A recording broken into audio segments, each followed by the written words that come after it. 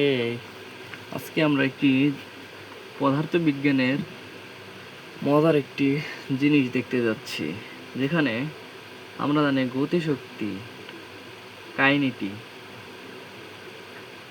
কে সমান সমান half MB square. এখন আমার তোমাদের কাছে প্রশ্ন, গতিশক্তি কি কখনো ঋণাত্মক হতে পারে? Sorry half MB square. হ্যাঁ, কি বললাম? গতিশক্তি কি কখনো ঋণাত্মক হতে পারে?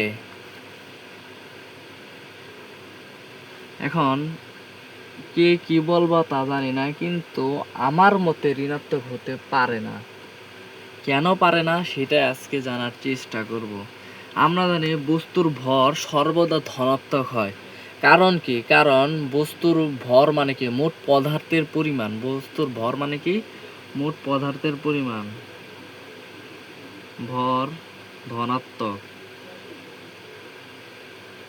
ধনাত্মক এখন আমরা ইচ্ছা করলে বেগকে উপরের দিকে যদি মারে বা নিচের দিকে মারে, বেগ ধনাত্মক ঋণাত্মক হতে পারে, ডাজেন্ট মিটার। মিটারটা তখনই করবে যখন আমরা সেই ধনাত্মক বা ঋণাত্মকের উপরে স্কোয়ার করব।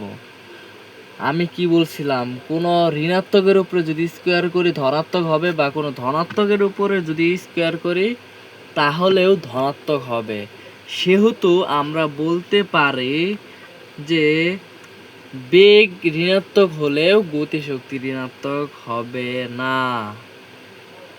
বুঝাইতে পারছি?